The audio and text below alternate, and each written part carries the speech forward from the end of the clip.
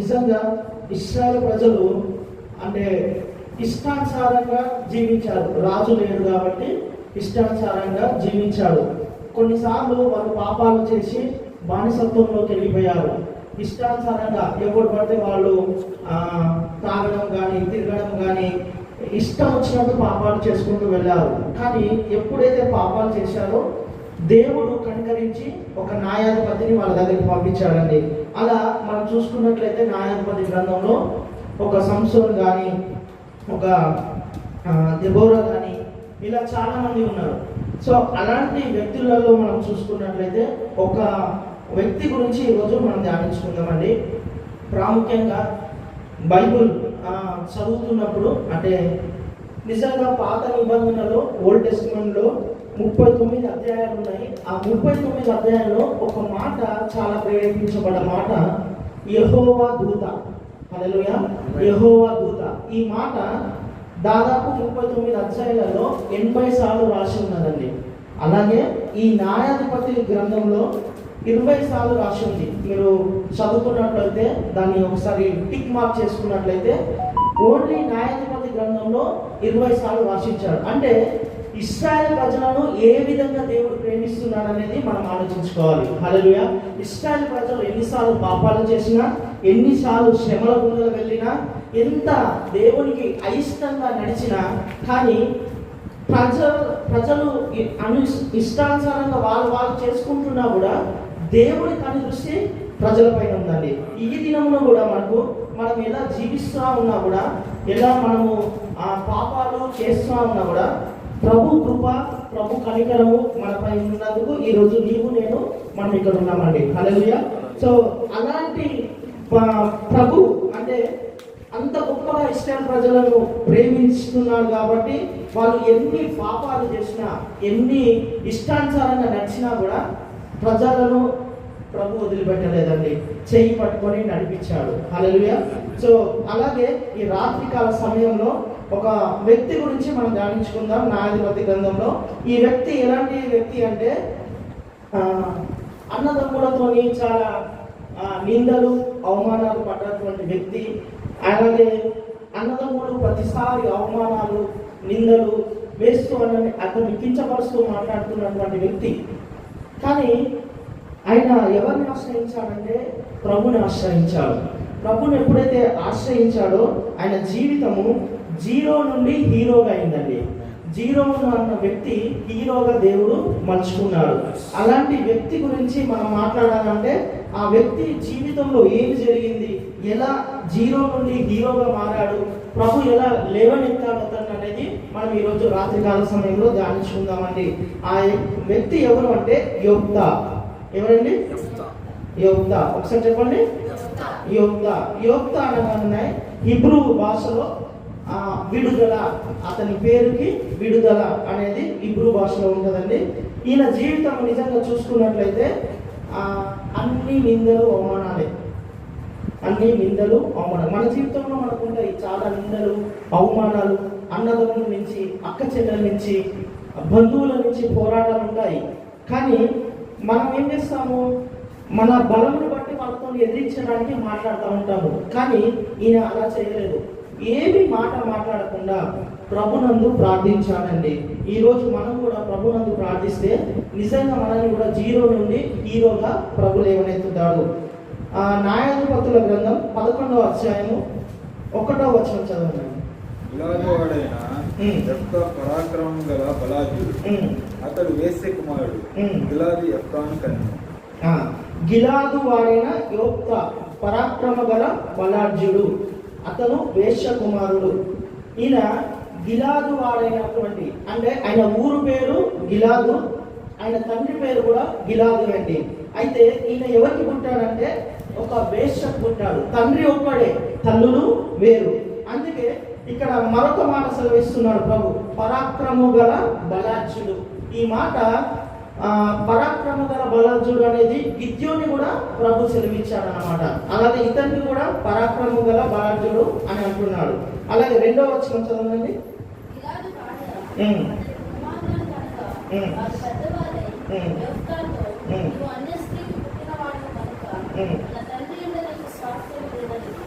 చాలండి.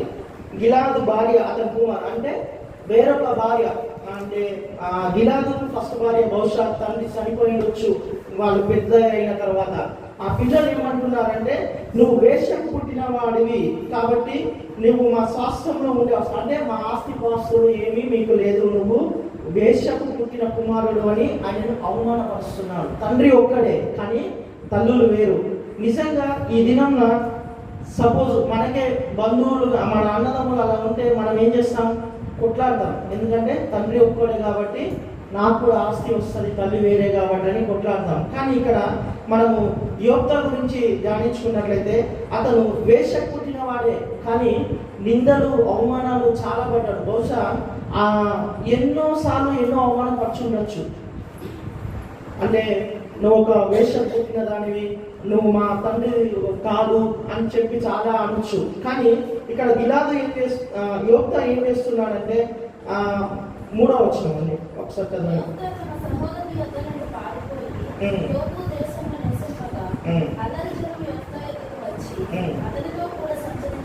చాలండి. చూడండి, ఆయన గొడవ పెట్టుకోలేదు, సహోదరుల యుద్ధ నుండి పారిపోయాడు. ఎక్కడికి పారిపోయాడు? టోబు దేశానికి పారిపోయాడండి. ఎందుకు పారిపోయాడు అంటే చాలా మంది మన అన్నదమ్ములతో మనం గొడవ పెట్టుకుంటే ఆ గొడవ ఎక్కువ అవుతుంది. ఎందుకు అవుతుంది అంటే ఆయన ఒక మాట మాట్లాడతారు, మనం ఒక మాట మాట్లాడతాం. ఇతరులు కూడా మనల్ని ఏమంటారు, అదే మీ అన్న ఇట్లా అన్నాడు, మీ అక్క అట్లా అన్నది, మీ చెల్లి ఇట్లా అన్నది అని చెప్పేసి గొడవని ప్రేరేపిస్తారు. కానీ సత్తుమనేలాగా ఈ దినంలో ఎవరు లేదండి. నిజంగా ఈయన గురించి మనము ధ్యానిస్తూ ఉంటే ఆయన ఒక్క మాట కూడా వాళ్ళ సహోదరుల గురించి మాట్లాడలేదు, ఒక్క మాట కూడా మాట్లాడలేదు. మరి ఎవరి దగ్గర మాట్లాడాడు? ప్రభునందు మాట్లాడాడు. ప్రభునందు ప్రాధేయపడి ప్రార్థించాడు. ఈ దినంలో మనం ఉన్నామా? ఈ దినంలో మనం చూసుకున్నట్లయితే మన అన్నదమ్ములు ఏదన్నా మాట అన్నా, మన అక్క చెల్లెలు ఏమన్నా మాట అన్నా, మన బంధువులు ఏమన్నా మాట అన్నా, ఇతరులు ఫ్రెండ్స్ గానే ఏమన్నా అన్నా మనము పౌరుషంగా వెళ్ళి కొట్లాడడానికి వెళ్తాము. మాట పెరిగించుకొని కొట్లాడడానికి వెళ్తాము. కానీ ఈయన ఒక్క మాట కూడా మాట్లాడలేదు. తల్లిని కించపరిచినా, ఎన్ని అవమానాలు పరిచినా, ఎన్ని నిందలు ఇచ్చినా ఆయన మాట్లాడకుండా ఏం చేశాడు? ఆ ప్రాంతం నుండి పారిపోయి టోబు దేశానికి వెళ్ళిపోయాడండి. నిజంగా అట్లా వెళ్ళిపోవాలంటే ఎంత బాధ ఉంటుంది. ఈ దినంన మనం అలా చేస్తున్నామా? అలా వెళ్ళి ప్రభునందు ప్రార్థిస్తున్నామా? ప్రభుని ప్రార్థిస్తే నిజంగా అతని జీవితమే మారిపోయిందంట.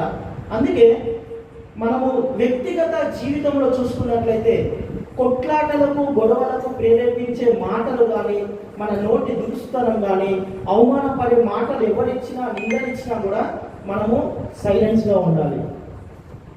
సైలెన్స్గా ఉండి ప్రభునందు ప్రార్థన చేస్తే ప్రభే గొప్ప కార్యాలు మన జీవితంలో చేస్తాడండి. ఇశ్రాయేలు ప్రజలకు ఈయన ఎలాంటి విముక్తి ఇచ్చాడు అనేది మనం చూసుకున్నామండి. అలాగే 6వ వచనం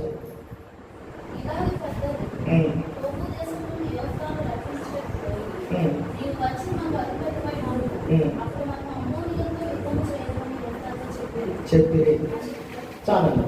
ఇక్కడ ఏమేమిటంటే ఈయన యోక్త పారిపోయి టోబు దేశానికి వెళ్ళిపోయాడు. అక్కడ కొంతకాలం అక్కడ ఉండడేమో టోబు దేశంలో.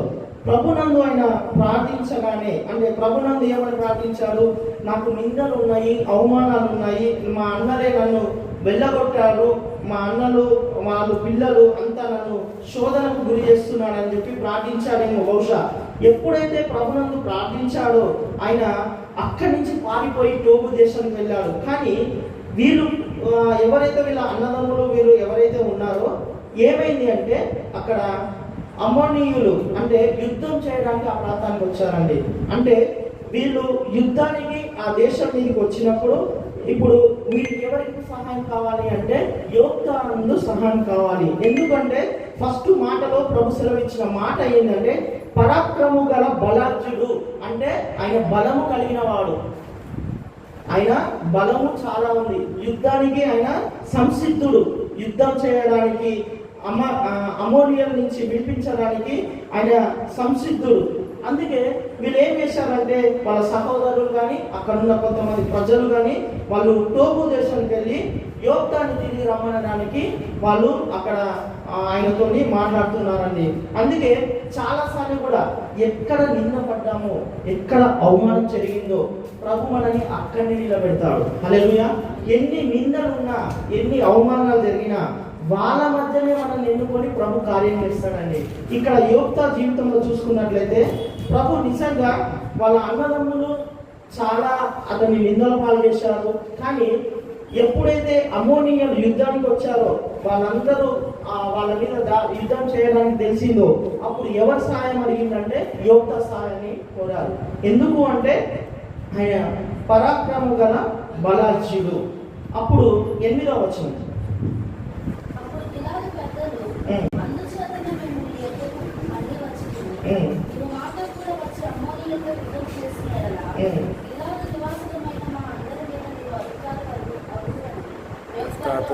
చాలండి. చూడండి, అప్పుడు గిలాదు పెద్దలు ఆయన దగ్గరకు వచ్చి మాట్లాడిన తర్వాత ఏమంటున్నాడు, నీవు మాతో కూడా వచ్చి అమ్మోనీయులతో యుద్ధం చేసిన ఎడల గిలాదు నివాసులపై అధికారిగా. ప్రభు చూడండి ఎట్లా నిలబెడుతున్నారు అతన్ని. యోక్తా జీరోను అన్న వ్యక్తే, పారిపోయిన వ్యక్తే, కానీ ఇప్పుడు ఏమైపోతుంది, అధికారిగా నియమిస్తున్నాడు. హల్లెలూయా. అధికారం అంటే మామూలు కాదండి. ఒక నాయకుడికి ఉన్నటువంటి లక్షణాలు, ఒక నాయకుడు నడిపిస్తాడు, ఒక నాయకుడు ఎలా నడిపించాలి, ఎలా ప్రజల్ని కాపాడాలన్నటువంటి లక్షణాలు ఎవరికి ఉన్నాయి, యోక్తా గారికి ఉన్నాయి. అందుకే అధికారం ఇచ్చాడు ప్రభు. నిందలు, అవమానాలు, శోధనలు, వేదనలు ప్రతి ఒక్కరికి ఉంటాయి. కానీ మనం ప్రభులను ప్రార్థిస్తే, ప్రభు పాదాలు పట్టుకొని ప్రభువా నా నిందలకు, వేదనలకు, బాధలకు కారణము ఇది అని మనము ఆయన దగ్గర ప్రార్థిస్తే ప్రభు మనల్ని ఖచ్చితంగా లేవనెత్తుతాడని. కానీ మనం ఏం చేస్తాం, మనుషులకు చెప్తా ఉంటాం, అక్క ఇట్లయింది, అన్న ఇట్లయింది, మా అన్నను తిడుతుండు, మా అన్న కొడుతుండు, నన్ను అవమానపరుస్తున్నాను అని చెప్పి. కానీ ఇక్కడ యోక్తా అది చేయలేదు. ఆయన అక్కడి నుంచి పారిపోయి టోబు దేశంలో నివసిస్తున్నాడు. ఎందుకు ప్రభు టోబు దేశంలో అతన్ని తీసుకుపోయాడు అని మనం ధ్యానిస్తే, నిజంగా టోబు దేశంలో అతను వెళ్ళడానికి కారణం ఏంటంటే ప్రభు అతని పైన చిత్తం ఉంది కాబట్టి అతన్ని తయారు చేసుకుంటున్నాడు. హల్లెలూయా. ఎందుకు? అమ్మోనీయుల నుంచి ఇశ్రాయేలు ప్రజలని విడిపించడానికి అతన్ని తయారు చేసుకుంటున్నాడు. కొంతకాలము, ఎందుకు అక్కడ కొంతకాలం ఉండాల్సి వచ్చింది అంటే, నిజంగా కొంతకాలం ఉంటే ప్రభు మాటలు, అంటే ప్రభు ఎలా సిద్ధపరుస్తాడు, ఎలా మనము ముందున్న పోరాటాన్ని ఎదిరించాలి, ఎలా జయించాలి, ఈ అవమానాలు తట్టుకోవాలంటే, ఈ శ్రమల గుండా నుంచి మనము బయటపడాలి అంటే ఎలా అనేది ప్రభు మనకు ఒక్కొక్కటి నేర్పిస్తూ ఉంటాడు. అందుకే ప్రభు యోక్తాని అక్కడి నుంచి తీసుకెళ్ళి టోబో దేశంలో పెట్టాడండి. అలాగే అక్కడ ఇంకో మాట ఉంటుంది, ఒక్క నిమిషం.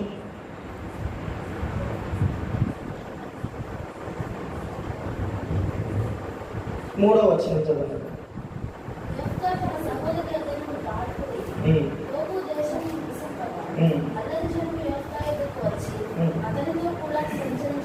చూడండి, అల్లరి జనము అంటే చాలా మంది ఏమంటారంటే, ఈ చాలా మంది ఆడమండలాలు, యువకులు, యవనస్తులు చాలా మంది అల్లరి చిల్లరగా తిరుగుతూ ఉంటారు.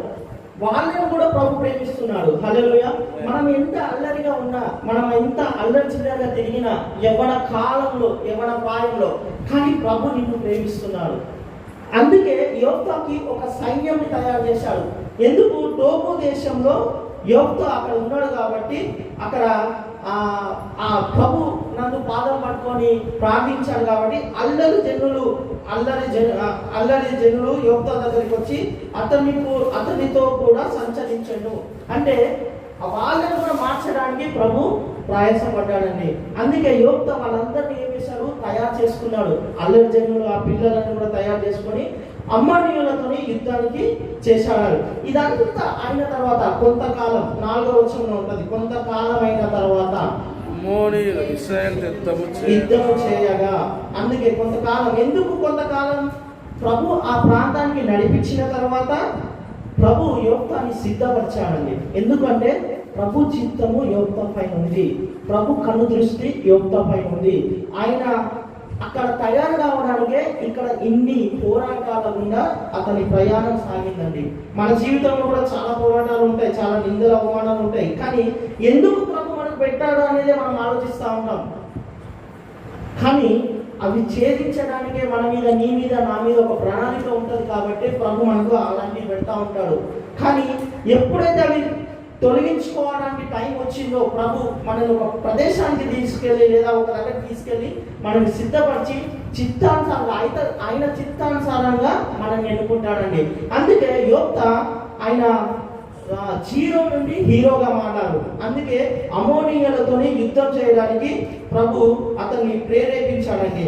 నిజంగా యోక్త జీవితంలో మనం గమనించుకున్నట్లయితే ఎంత వేదన నిందలు పడ్డా కూడా ఆయన ఎవరికి కూడా ఒక మాట కూడా మాట్లాడకుండా ఆయన యుద్ధానికి సంసిద్ధుడయ్యాడు. మళ్ళీ వాళ్ళు పిలిచినప్పుడు, ఆ ప్రాంతానికి పిలిచినప్పుడు అమోనీయులతో యుద్ధం చేయడానికి సంసిద్ధమైనడు. కానీ యోక్త ఏం చేశాడంటే దేవుని దగ్గర ఒక ప్రార్థన చేశాడు. ఏమని?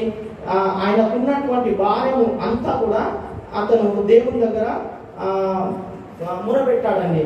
అందుకే యోక్తాన్ని ఏం చేశాడంటే దేవుడు నిశ్చయంగా ఆయనను హీరోగా తీర్చిదిద్దాడు. అలాగే 30వ వచనం చదవండి.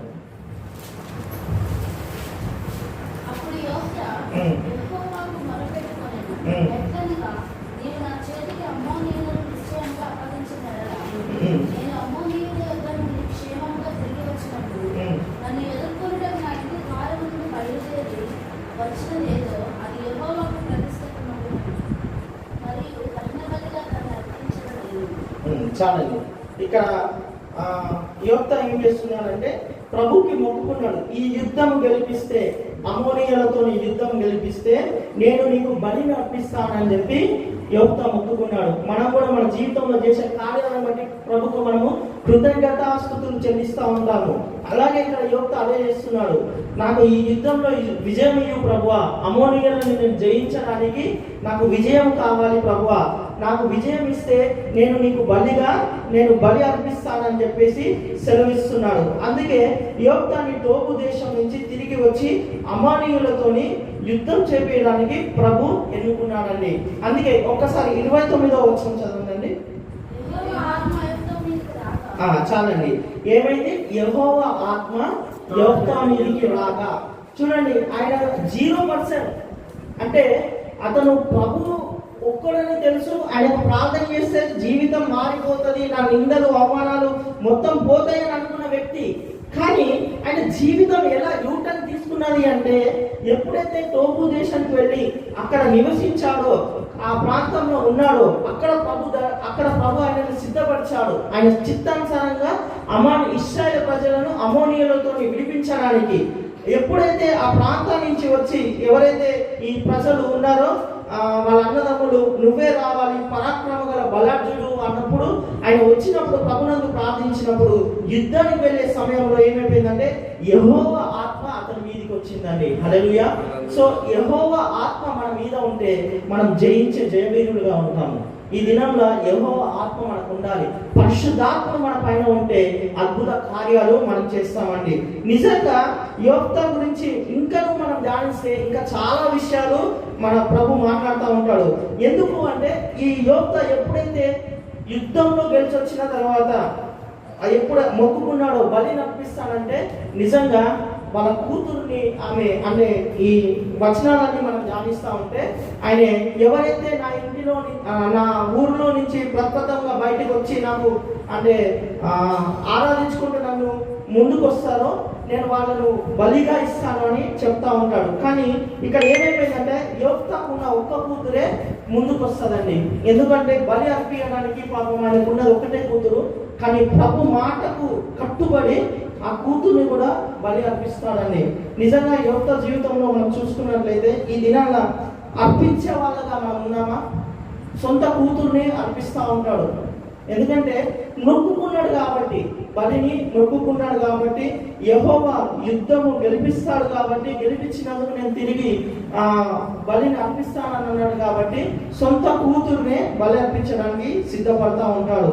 నిజంగా యోక్త జీవితము ఎలాంటి వేదనలు నిందలు పడ్డా కూడా, అవమానాలు పడ్డా కూడా ప్రభు హీరోగా నిలబెట్టుకున్నాడండి.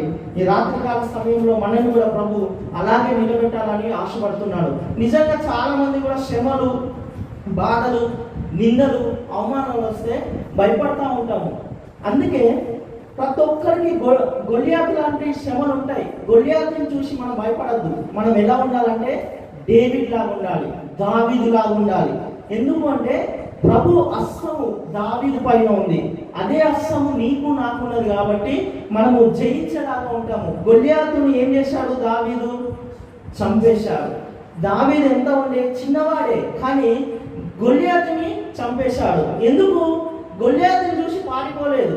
మనం కూడా అవమానాలు, నిందలు, శ్రమలు, వేదనలు, కష్టాలు, బాధలు ఇవన్నీ గొలియాతు లాంటి. గొలియాతుని ఎప్పుడైతే మనము చంపాలని అనుకుంటామో మనము దావీదులాగా మారిపోవాలి. హల్లెలూయా. మన విశ్వాస జీవితం ఎలా ఉండాలంటే దావీదులాగా అనుకరిస్తూ ఉండాలి, యేసుప్రభులాగా అనుకరిస్తూ ఉండాలి. క్రైస్తవులకి నిజంగా అంటే ఇప్పుడు ఎక్కువ ప్రార్థన ఏమైపోయిందంటే నాకు ఈ శోధన ఉందయ్యా, నాకు ఈ బాధ ఉందయ్యా, నాకు ఈ వేదన ఉందయ్యా, ఇదే ప్రార్థన. కానీ క్రైస్తవులు ఆశీర్వదించబడిన బిడ్డలు. ప్రభు మనల్ని ఆశీర్వదించాడు. అబ్రహాన్ని ఎలాగైతే ఆశీర్వదించాడో మనల్ని కూడా అలానే ఆశీర్వదించాడు. అందుకే మన ప్రార్థనలు ఏమైపోయాయి? ఎప్పుడు ప్రార్థన చేసినా మన కన్నీటి ప్రార్థనలే, ఎప్పుడు ప్రార్థన చేసినా మన బాధ ప్రార్థనలే. మనల్ని అనుకరిస్తూ అన్యులు మారాలి, మనల్ని అనుకరిస్తూ వాళ్ళ జీవితాలు మారిపోవాలి. మనం ప్రభువుని ఎలా ఉన్నాము అనేది మారుతూ ఉండాలి. అందుకే న్యాయాధిపతి గ్రంథంలో మనం చూసుకున్నట్లయితే వాళ్ళు ఇశ్రాయేలు ప్రజలు చీకటి జీవితాలు, 350 సంవత్సరాలు చీకటి జీవితాలే. ప్రభు ఎందుకు వాళ్ళు అంత పాపాలు చేస్తున్నా, అన్ని చేస్తున్నా కూడా ఇంకా ప్రభు ప్రేమించాడు. అందుకే ప్రేమించాడు కాబట్టి ప్రభు మళ్ళీ వాళ్ళకు ఒక్కొక్క నాయకుడిని తయారు చేసి పంపించాడు. వాళ్ళ శ్రమల గుండా వాళ్ళని ఎప్పుడైతే వాళ్ళు పాపం చేసినప్పుడు ప్రభుకు మొరపెట్టినప్పుడు ఒక లీడర్ని పంపించాడు. అలాగే ఈ యోక్తాన్ని కూడా అలాగే పంపించాడు. అందుకే మనము ఎప్పుడు కూడా ఎన్ని కష్టాలు వచ్చినా, నిందలు వచ్చినా, అవమానాలు వచ్చినా, గొలియాతు లాంటి వాడు మనం ముందుకున్నా కూడా మనం దావీదు లాగా ఎదుర్కొనేలాగా ఉండాలి. దావీదు ఎదుర్కోవడానికి ప్రభు బహుబలము అతనికి తోడై ఉంది, ఆయన దయా హస్తము అతనికి తోడై ఉంది. మోషే కూడా అంటాడు కదా, ప్రభు బహుబలం ఉంటే మనం ఏదైనా సాధిస్తాము. ఆయన మహా బహుబలిగా హస్తము మనకు ఉండాలి. ఇక్కడ యోక్త జీవితంలో కూడా నిజంగా ఆయన చేసినటువంటి కార్యము అంటే ఆయన వాళ్ళ అన్నదమ్ములు తిరస్కరించారు, అందరూ తిరస్కరించారు. అసలు మనము అలా ఆలోచించుకుంటే అసలు ఎందుకురా ఈ బతుకు అనుకుంటాం, చచ్చిపోతే బాగుంది అనిపిస్తుంది. ప్రధానంగా ఒకరు తింటా ఉంటే, ఒకరు అవమానాలు ఇస్తూ ఉంటే, నిందలు వేస్తూ ఉంటే నిజంగా చచ్చిపోవాలనిపిస్తుంది. కానీ యోక్త అలా చేయలేదు. ప్రభు పాదాలు పట్టుకొని ప్రార్థించాడు. అందుకే ప్రభు హీరోగా లేపాడు. నా జీవితంలో కూడా చూసుకున్నట్లయితే నిజంగా నేను ఎదిగే క్రమంలో నుంచి నిందలు అవమానాలు పడ్డాను. కానీ ప్రాముఖ్యంగా సేవలోకి వచ్చిన తర్వాత కూడా చాలా ఇబ్బందులైనాయి. ఫస్ట్ ఇయర్ సేవలో పరిచయాలు స్టార్ట్ చేసేటప్పుడు నేను ఒక 5 ఏళ్ళు ఒక పాస్టర్ గారి దగ్గర పనిచేశాను. ఆ పాస్టరు చాలా ఫేమస్, అందరికీ తెలిసే, యూట్యూబ్లో అంతా వస్తాయి, ఇంటర్నేషనల్ స్పీకర్. ఆయన దగ్గర 5 ఏళ్ళు అర్పించుకొని నేను నా జీవితాన్ని ఆయనతో గడపడానికి, ఆయన దగ్గర ఉండాలని వెళ్ళాను. కానీ ఆయన దగ్గర నుంచి నేను బయటపడడానికి నాకు 5 ఏళ్ళు టైం పట్టింది. ఆయన ఎక్కడికి వెళ్తే అక్కడికి వెళ్ళడము, మీటింగ్స్ అరేంజ్ చేయడము, మొత్తం చూసుకోవడం చేశాను. కానీ ఈ 5 ఏళ్ళు ఎట్లా అంటే చాలా నిందలు అవమానాలు పడ్డాను. ఏమీ రాకపోయేది, డబ్బులు ఉండకపోయేది. అసలు ఏంట్రా పరిస్థితి. కొన్నిసార్లు ఒక 5-6 కిలోమీటర్లు నడుచుకుంటూ వెళ్ళిపోయేవాళ్ళం. హైదరాబాద్ పట్టణంలో సికింద్రాబాద్ నుంచి మేము ఉండేది ఉప్పల్, అక్కడ దాకా నడుచుకుంటూ వెళ్ళిపోయేవాడిని. రాత్రి 3-4 అయ్యేది. కానీ ప్రభు చెప్పిన అంటే ఆయనకు అర్పించుకొని చేసుకోవాలి అనే ప్రేరణతో వెళ్ళి చేశాను. కానీ ఎన్నో అవమానాలు పడ్డాను, నిందలు పడ్డాను.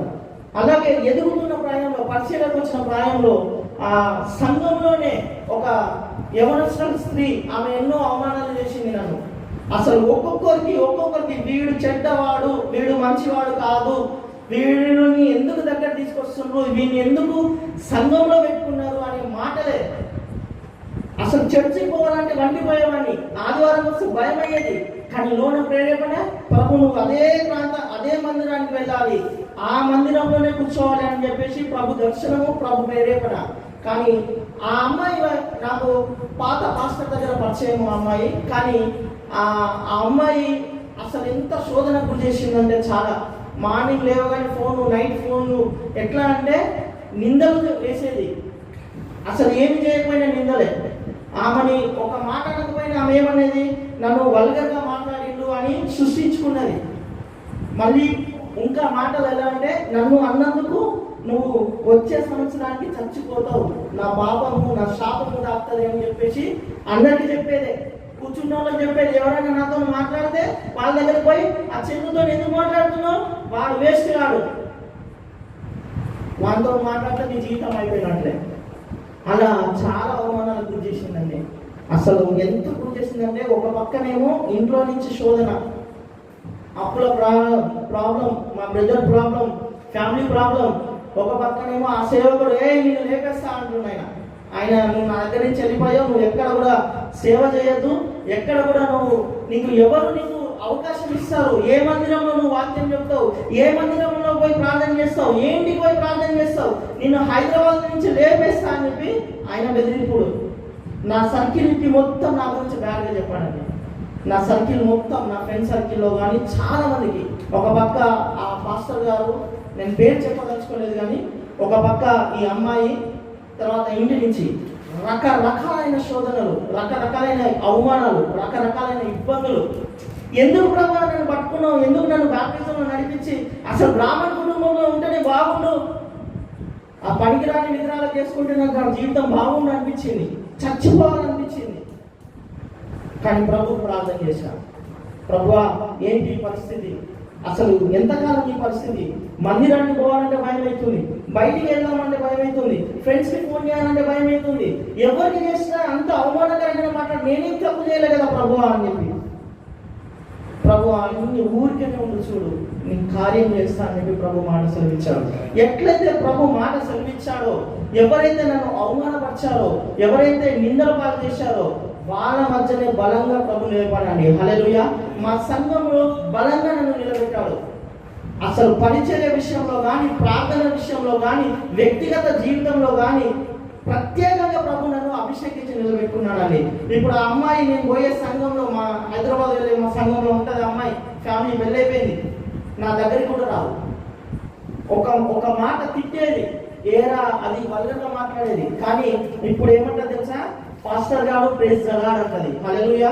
సో అంటే ప్రభుని నమ్ముకుంటే మన భారం అంతా ప్రభు పైన వేస్తే, మన చింత యావత్తు, నిందలు, వేదనలు అంతా ప్రభు పైన వేస్తే, ప్రభు నిజంగా మనని హీరోగా నిలబెడతాడండి. ఈ రాత్రికాల సమయంలో యోఫ్తా చేసిన పని అదే. ఏంటి అంటే, అన్నదమ్ములు, సహోదరులు ఎంత వేదనకు గురి చేసినా, నిందల పాలు చేసినా, వేశ్య కుమారుడు అని ప్రతిదాకా నిందించిన ప్రభు మాత్రం ఆయనని వదిలిపెట్టలేదండి. ఆయనను జీరో నుంచి హీరోగా తీర్చిదిద్దాడు. అలాంటి జీవితం మనకు ఉండాలి. ఈ రాత్రికాల సమయంలో ప్రభు మాట్లాడుతున్న మాటలు మనం ఒకసారి ధ్యానించుకోవాలి. మీరు ఇంటికి వెళ్ళిన తర్వాత చదువుకోవచ్చు. న్యాయాధిపతుల గ్రంథం 11వ అధ్యాయంలో యోఫ్తా జీవితం గురించి ఇంకా రాసి ఉంటుంది. మనం ముందుకెళ్తే సమయం లేదు కానీ, సో కాబట్టి మనందరము ఒక యోఫ్తా లాగా మారాలండి. యోఫ్తా జీవితం అనుకరించి ప్రభు పాదాలు పట్టుకుని ప్రార్థిస్తే అతన్ని గొప్ప వీరుడుగా చేశాడు. ఇశ్రాయేలు ప్రజలని అమోనియుల నుంచి విడిపించాడు. నాయకుడు, లీడర్. అలాంటి జీవితం మనకు కావాలని ఈ రాత్రికాల సమయంలో ప్రభు మనతో మాట్లాడుతున్న మాట అండి. ఈ వాక్యం దేవుడు దీవించును గాక. చిన్న ప్రార్థన.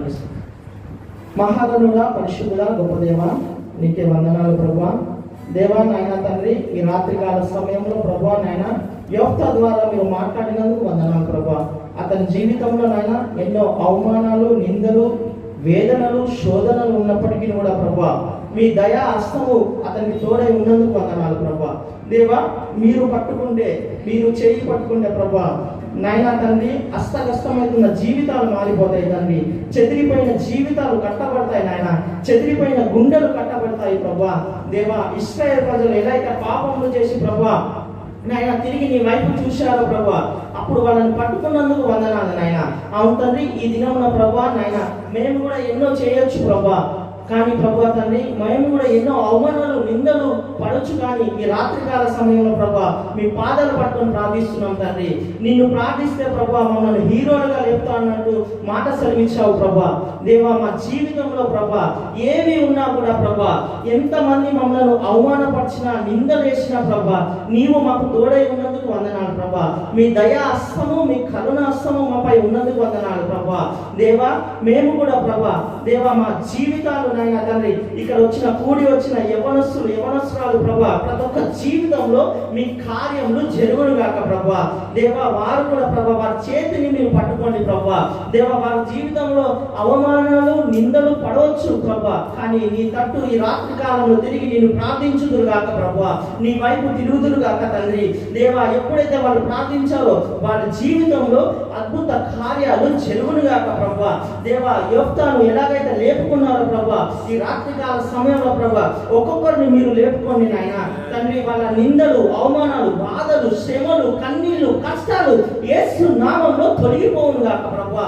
నీ వైపు నాయన ఈ బిడ్డలు చూచుదురు గాక ప్రభా. నిన్నే ఆరాధించుదురు గాక ప్రభా. నీవే నిజమైన దేవుడు అని మనుషులకు కాదు కానీ ప్రభా నీకు మొరపెట్టే బిడ్డలుగా వీరు ముందురు గాక ప్రభా. కూడి వచ్చిన వీళ్ళందరి పైన ప్రభా మీ ఆత్మ కుమ్మరించండి ప్రభా.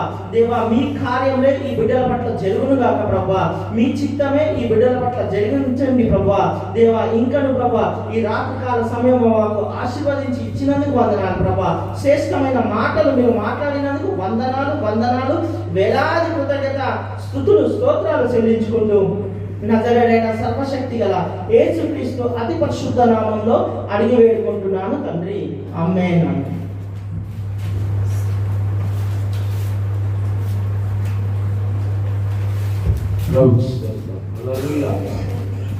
మంచి మాటలు రాత్రి విన్నాం. ఇలా ఎంతమందికి చిన్న ఆశీర్వాదకరంగా ఉండాలి మాట జ్ఞాపకం చేసుకుందాం. యెఫ్తా జీవితంలో దేవుడికి మంచి మాట చదివిస్తున్నాడు. అతను పెట్టిన పేరు ఏంటంటే పరాక్రమం గల ప్రభు. ఒక వ్యక్తిని పరాక్రమం గల బలాఢ్యుడు అన్నాడంటే అది ఎంత గొప్పవాడై ఉండాలి. మామూలు వాడు కాదు, సాధారణమైన వాడు కాదు.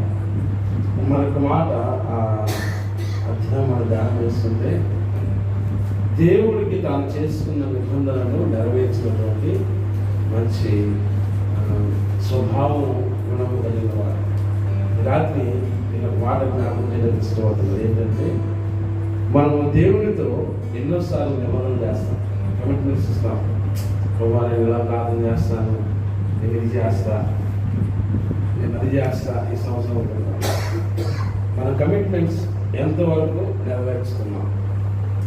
యెఫ్తా జీవితంలో మనము తెలుసుకోవాల్సిన విషయం ఏంటంటే అధ్యాయం చివరి భాగం చదివితే పిల్లల ఒకటి అక్కడ రాష్ట్రాలు దేవునితో తాను చేసిన నిబంధన ప్రకారం తన కుమార్తెను యెహోవా ప్రతిష్ఠిస్తాడు. చూడండి అక్కడ రాయబడిన మాట ఏంటి తెలుసా? అందులో చాలా అద్భుతమైన మాట ఏంటంటే చూడండి 11వ అధ్యాయంలో ఆయన ఎలాంటి పరిస్థితుల్లో ప్రభువుకు మొక్కుబడి చేసుకుని దాన్ని చెల్లించాలంటే 11వ అధ్యాయంలో చివరిగా ఆ మాట ఉంది.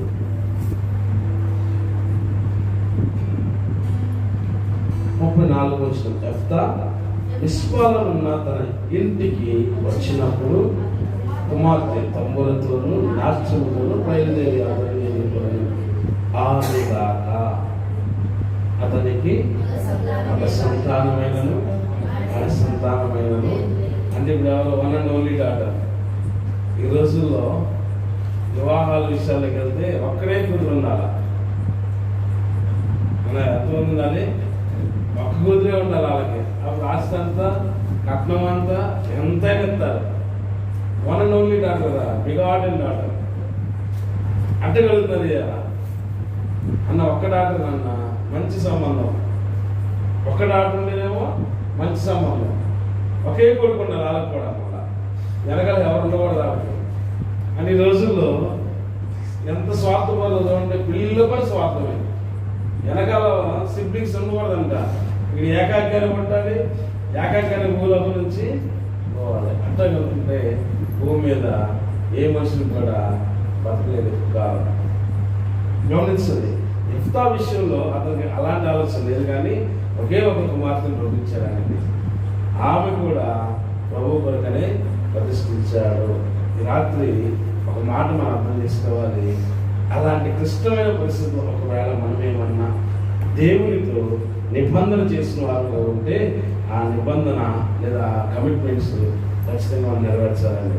ఎలాంటి పరిస్థితి తెలుసా? ఇక నో ఆప్షన్.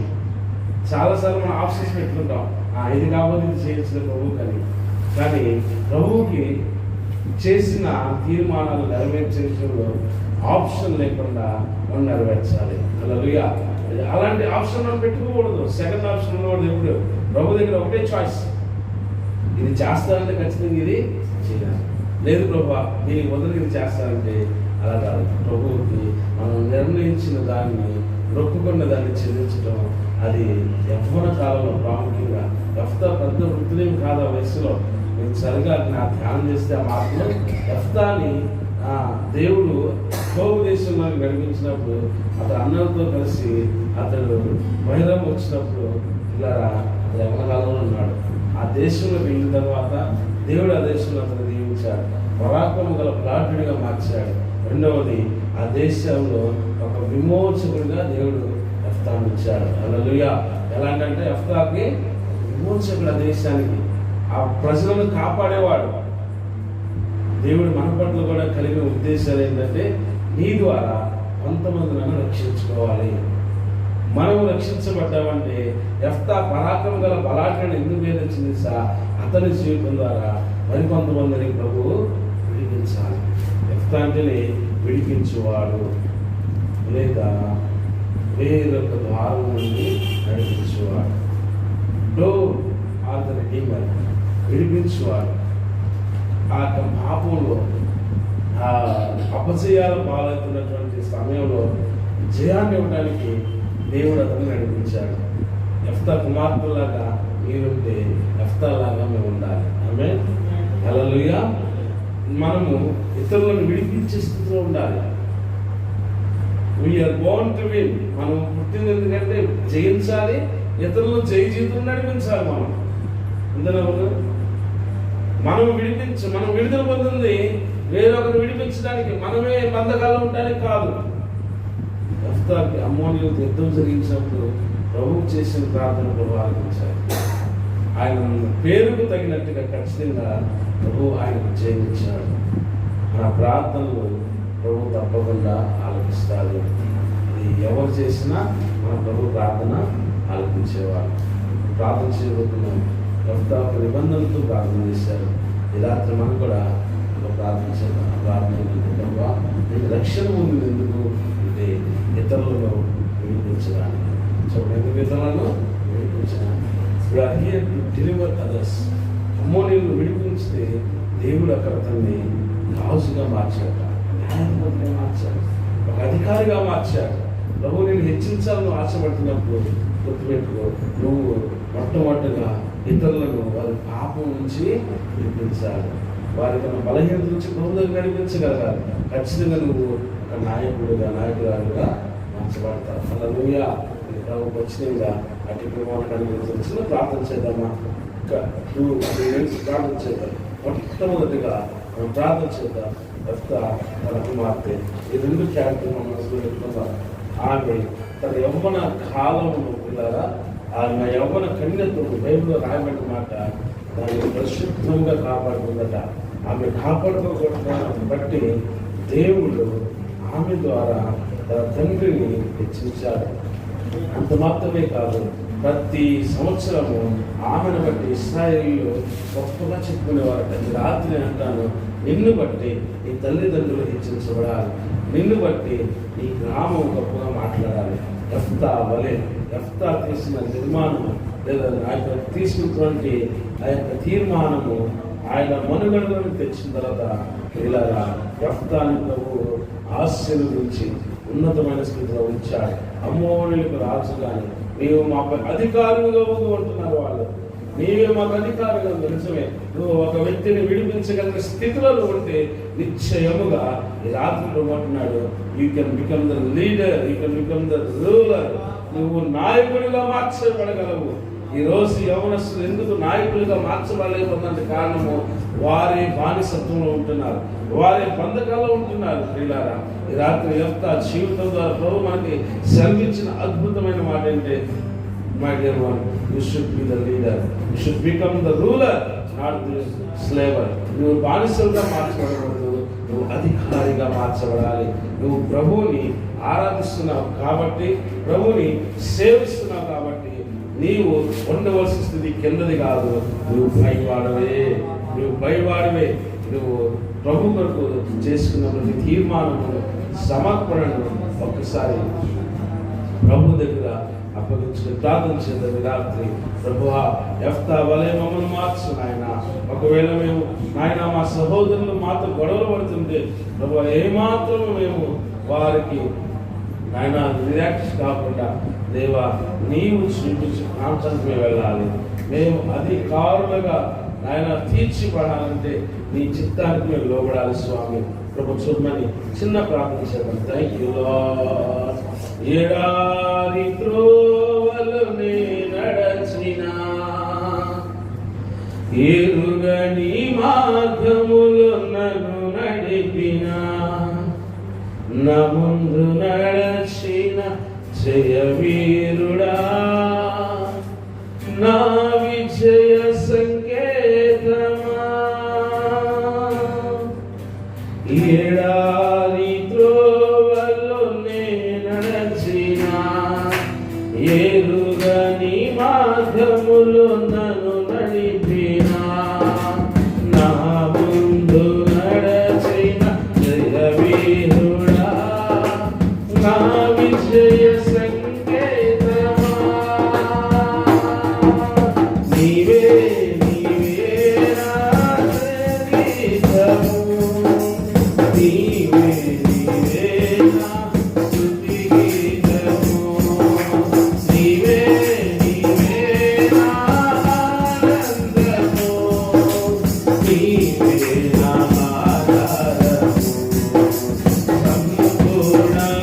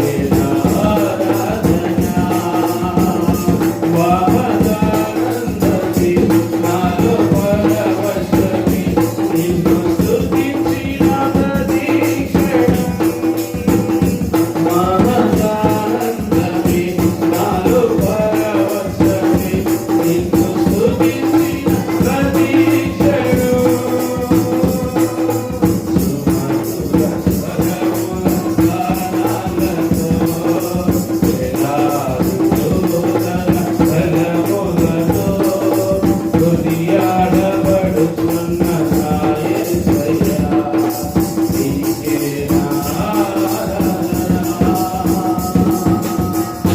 దేవా, ఈ రాత్రికాల సమయంలో పరాక్రమం గల బలాఢ్యాన్ని యెఫ్తాను దర్శించిన మా తండ్రి, దేవా, మా యొక్క ఆలోచనలో తలంపులలో మమ్మల్ని బలాఢ్యులుగా మార్చుతావుగా ప్రభా. పోరాటాల మధ్యలో ఏ మాత్రం మేము అజ్ఞానంతో పోరాడకుండా దేవా దేవా సంపూర్ణమైన నీ చిత్తము తిరిగి ప్రభా మీరు మమ్మల్ని హెచ్చించాలి, నాయన మమ్మల్ని దీవించాలి, ఆశీర్వదించాలి, నాయకుడిగా మమ్మల్ని మార్చాలి అని నువ్వు ఏ ప్రాంతాల్లో మా పట్ల ఉద్దేశాలు తలంపులు కలిగి ఉన్నావో, ఏ ప్రజలను మా ద్వారా విడిపించడానికి ఇష్టపడుతున్నావో ఆ ప్రజల యొద్దకు మమ్మల్ని పంపు ప్రభువా. ఈ రాత్రి ఒక యెఫ్తా వలె ఆ ప్రాంతానికి విమోచనకర్తలుగా మమ్మల్ని మార్చమని ప్రార్థన చేస్తున్నాం. నాయన కూడిన సహోదరులు బట్టి ప్రార్థన చేస్తున్నాం. యెఫ్తా కుమార్తెల వారు నాయన ప్రతిష్ఠితమైన జీవితం జీవించి ప్రభు భాగ్యం దయచేయండి. యవన కాలంలో వారి జీవితాలు ప్రభు వారిని బట్టి తల్లిదండ్రులకు ఘనత, నాయన వారిని బట్టి నాయన ప్రాంతములకు దేశములకు ఘనత తెచ్చే విధముగా వారి సమర్పణ జీవితాన్ని మార్చమని ప్రార్థన చేస్తున్నాం. ఈ రాత్రి కాల సమయాన్ని మాకు ఆశీర్వదించి దీవించి ఇచ్చిన విధానం బట్టి మరొకసారి స్తోత్రాలు, వందనాలు, కృతజ్ఞతలు, మహిమ, ఘనత, ప్రభావాలు చెల్లిస్తున్నాం. మా గొప్ప దేవ, మమ్మల్ని తగ్గించుకుంటూ ఈ పరిశుద్ధ నామాన్ని హెచ్చిస్తూ నాయన మా దేవ మా ప్రభువా, ఈ రాత్రి మాకు ఇచ్చిన మంచి మాటలు బట్టి మనకి స్తోత్రాలు. తోడు వచ్చిన ప్రతి ఒక్క నాయన సహోదరుని దీవించమని వారి జీవితాలకు ఆశీర్వాదకరముగా ఈ మాటలు మార్చబడునుగా అని ప్రార్థన చేస్తున్నాం. ఆయన ఉన్నతమైన తలంపులతో వారిని నింపండి. ఈ లోక కార్యాలు కాక ప్రభువా, ఆయన లోపల శ్రమలు ఉన్నవారు ప్రయాణం చేస్తున్నప్పటికీ నిరీక్షణకర్తమైన నీ వైపు చూసే కృపను భాగ్యము బిడ్డ దయచేయమని యేసు ఘననామమున ప్రార్థన చేస్తున్నాం మా ప్రియ గొప్ప తండ్రి. ఆమె చిన్న ప్రార్థన చేద్దాం. రేపు ఆరాధన కొరకు అందరూ ఒకసారి చేతులు పెరుగుతూ ప్రభువా, రేపు యవనస్తులకు ప్రభువా, దేవా దేవా దేవా కృష్ణ మీద ప్రార్థన చేయండి. రేపు రాబోతున్న యవనస్తులు ప్రభువా నడిపించు నాయన, విడిపించు నాయన. యెఫ్తా వలె నన్ను మార్చు ప్రభువా, యెఫ్తా వలె నన్ను మార్చు ప్రభువా, యెఫ్తా వలె నన్ను మార్చు ప్రభువా అని నీకు మేము ప్రార్థన చేయి. కృష్ణ చేతులు ప్రార్థన చేయి. Lord make me like Jephthah. ప్రభువా నీవు నన్ను యెఫ్తా వలె మార్చు ప్రభువా. Lord make me as a redeemer for my people. నా ప్రజల కొరకు నన్ను ఒక విమోచకుడిగా మార్చు ప్రభువా. నా ప్రజల కొరకు ఒక నాయన సహాయకురాయిగా మమ్మల్ని మార్చు ప్రభువా. దేవానికి వందనాలు. రాత్రి సమయంలో కూడిన మమ్మల్ని అందరితో ప్రార్థిస్తున్నాము నా తండ్రి.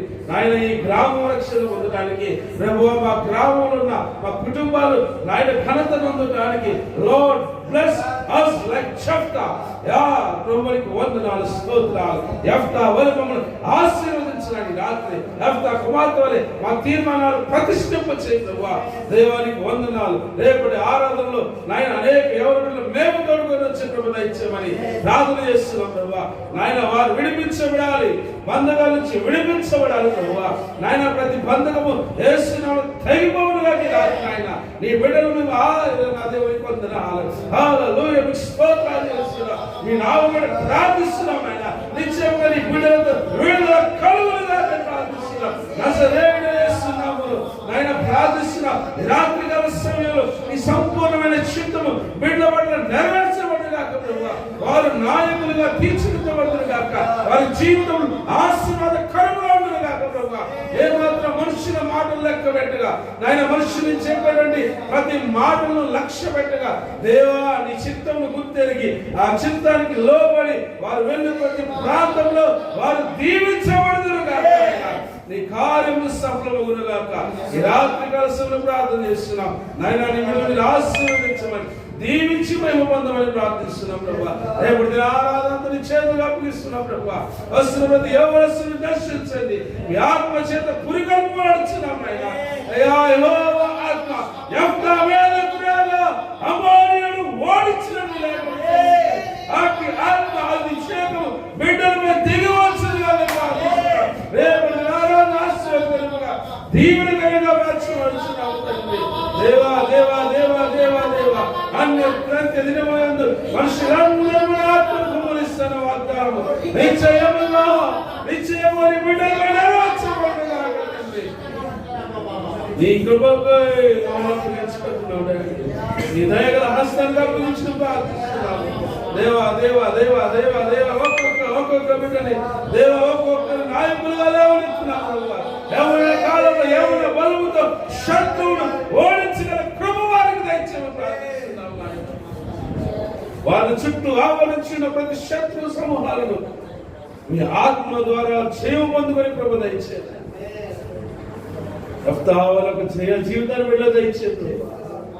శత్రువుల పైన విజయం ఇచ్చే దేవుడు నీ ఆత్మ పట్ల ఆసక్తి వీళ్ళకి దయచేయమని ప్రార్థిస్తున్నాము. కృప చూపని దేవా నీవు దయచేయమని ప్రార్థన చేస్తున్నాను. రాత్రి కాల సమయంలో కూడా వచ్చి ప్రతి ఒక్కరిని జ్ఞాపకం చేస్తున్నాను. దయాళుడు మా గొప్ప కార్యాలు జరిగించండి. దేవా దేవా మా ఆలోచనలు వ్యర్థము, నీ చిత్తం మాత్రమే సంపూర్ణంగా నెరవేర్చబడిన ఈ కార్యము జరిగించి యేసు అతి పరిశుద్ధ నా పెట్టి ప్రార్థిస్తున్న మా ప్రియ గొప్ప తండ్రి, కుమార్ పరిశుద్ధాత్మ దేవుడి కోరికలు మనకు సదాతరించుగాక.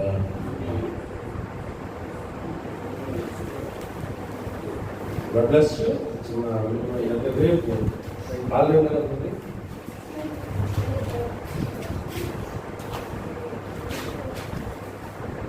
అదేనా కాదా? తర్వాత ఆలయమేగా. ఓకే, మనకెప్పుడు ఆలయమే. అక్క మీకు డ్యూటీ ఉంది అక్క, నీకు అక్క ఫ్రీ. ఓకే, 10:30కి ప్రకారం స్టార్ట్ అయ్యింది. 1 అయిపోతుంది. ఇప్పుడు మనం లంచ్ అనుకుంటాం. ఈసారి లంచ్ లేకుండా ఆరాధించాలి. So is that okay? Lunch